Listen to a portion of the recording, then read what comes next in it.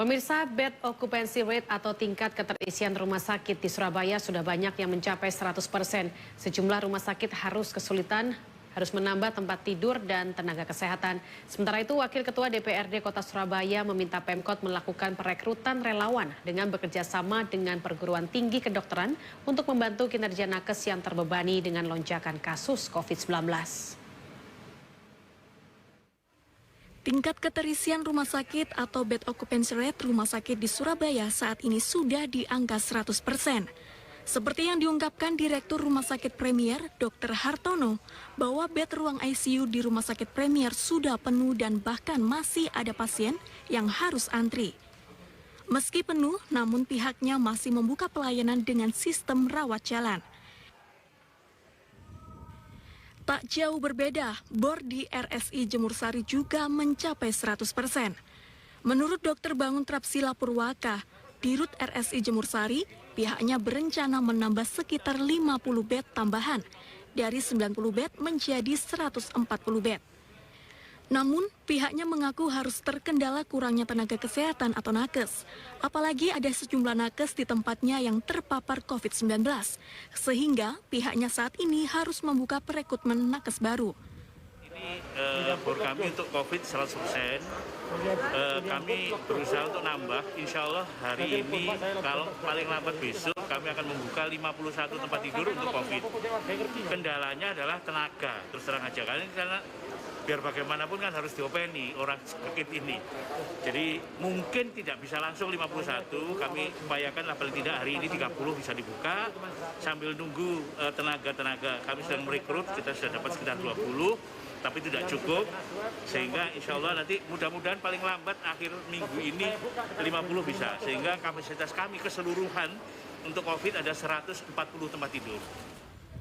Sementara itu, Wali Kota Surabaya Eri Cahyadi yang memantau di sejumlah rumah sakit meminta agar warga Surabaya mengetahui kondisi ini dan akan menyusahkan jika jumlah kasus COVID-19 terus bertambah di Surabaya. Di William Booth sudah nutup, istilahnya lockdown menerima karena sudah tidak mampu menerima. Tadi hari ini selain William Booth kita ke 3 rumah sakit. Ada Premier, Rumah Sakit Islam Jemur Sari, Rumah Sakit Islam Ahmad Yani, dan di sini disampaikan beliaunya, direkturnya, bahwa bornya rumah sakit sudah 100%. Ini harus diberitakan secara masif ini, sehingga warga Surabaya tahu betul. Kalau nggak jaga kesehatan, saya tetap kremehno. Ketika sakit keluarganya, gak nonggon. Ya, nanti sampaikan ya. Sementara itu, Wakil Ketua DPRD Kota Surabaya dari fraksi PKS, Reni Astuti mengusulkan, selain menambah bor rumah sakit, Pemkot Surabaya diminta menambah jumlah nakes agar tidak menambah jumlah beban penanganan saat overload pasien. Dalam hal ini, Pemkot bisa melakukan perekrutan relawan dengan bekerja sama dengan perguruan tinggi kedokteran. Untuk penanganan non-medis, dalam artian tenaga pembantu nakes, tentu juga harus dalam tahap seleksi dan rekomendasi. Jadi mungkin bisa melakukan perekrutan relawan lah.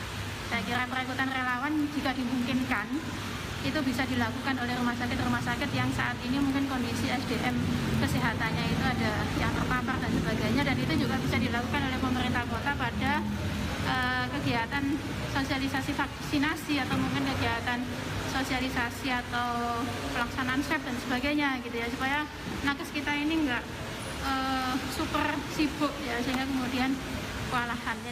Seperti diketahui, Surabaya menjadi kota kedua setelah Kabupaten Bangkalan yang mengalami lonjakan kasus COVID-19. Tercatat di Surabaya sendiri saat ini masih ada sebanyak 572 kasus aktif. Namun, jumlah tersebut belum termasuk warga non-KTP Surabaya. Selvi Wang dan Bagus Setiawan, CTV.